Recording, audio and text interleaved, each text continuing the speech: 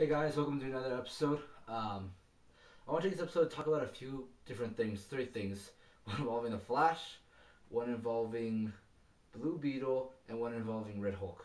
I started off with Flash, um, kind of Flash and DC animated movies.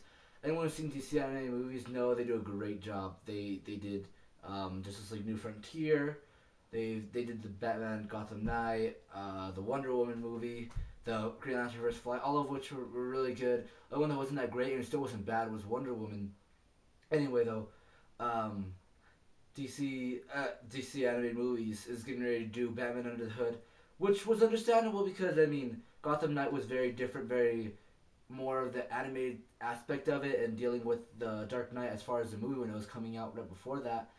And I thought there's a Batman movie, there's a Wonder Woman movie, there's a Superman one, and then probably the Green Lantern one, and I was of course it's two Justice League ones, and I was like, well, who's it time for next? I mean, maybe a Martian Manhunter or something. I mean, I'm spelling here, but after the Green Lantern, I thought, well, why not Flash? I want to see an animated Flash movie.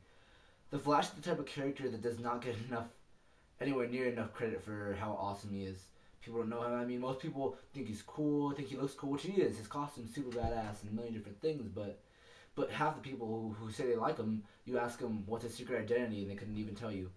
Anyway, the point is, DC animated should put out a Flash movie next. I mean, after they announced Under the Red Hood, I was like, well, Gotham Knight was different. Like I said, Gotham Knight was different, so I'll give it to them. I'll let them do this. But news just came out that they're getting ready to do Batman Year One based off the book by Frank Miller. And while I'm sure it's gonna be great, it's like, okay, how many Batman movies do we really need? I mean, I'm not the hugest Batman fan, but I mean, I still like him. I think he's kind of overrated. I might get crap for that, but I mean, the fact that he's okay, between Gotham, like I said, Gotham Not Under and Under the Red Hood, I was like, whatever, sounds good, sure. But this announcement of Year One, I'm like, no, I want to see a Flash movie. DC animated, you guys need to get on this because I want to see a Flash movie. It's frustrating, honestly.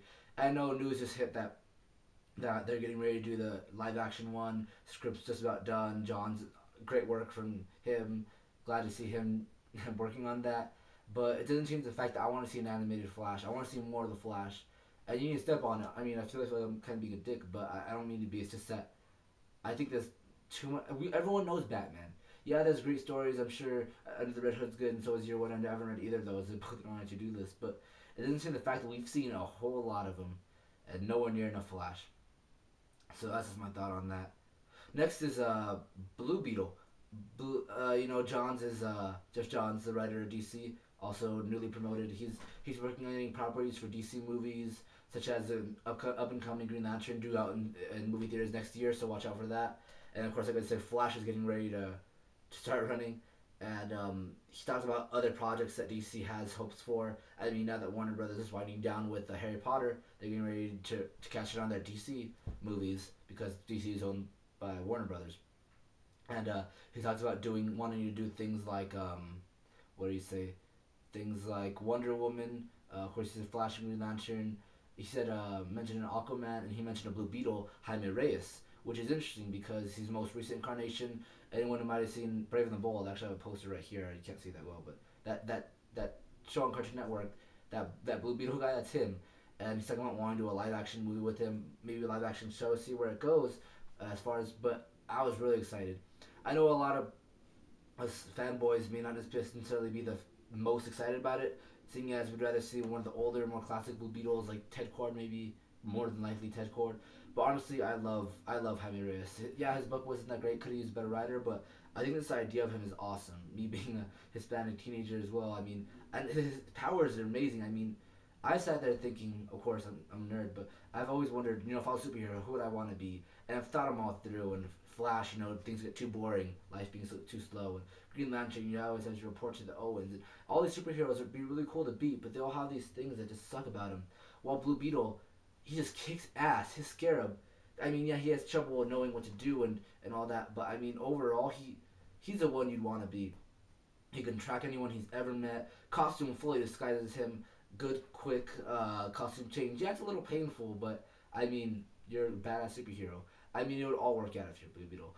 Anyway, John's is talking about how that movie is how they're getting ready for production on that, how they're gonna start screen tests soon on the Scarab and armoring up, which is gonna be awesome. Hopeful he says he's hopeful that he can show that footage at San Diego Comic Con. We'll see. It's not like I'm going. I wish I could. Hopefully next year after I graduate. But I'm really excited for Blue Beetle.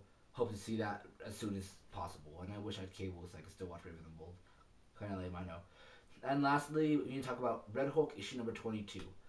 Now, I just wanted to say, spoiler alert, if you haven't read Red Hulk number 22 and you plan on reading it, don't watch this. Because I know it's a little old, but I just barely read it today for the first time because I heard it was a big reveal on who the Red Hulk was. Finally, after what, 2 or 3 years, we finally found out. Loeb finally reveals who it was. And it was General Thunderbolt Ross.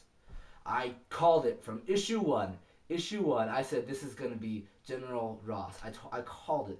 And yeah, I gotta admit, I got skeptical after we saw them kind of like right after one another. So I was like, But the whole time I didn't see it being anyone else. The whole time I pretty much knew General Ross was freaking Red Hulk. And I called it. And I am so, I know, I might be stupid, but I think it's so fucking cool how I call that.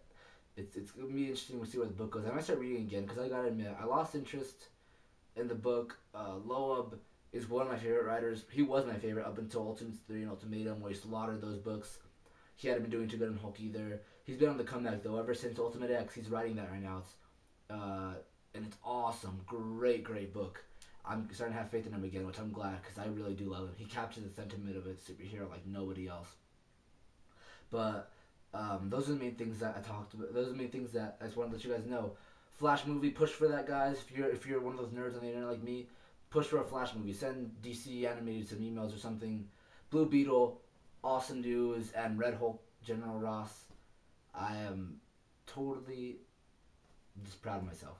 All right, thanks for watching.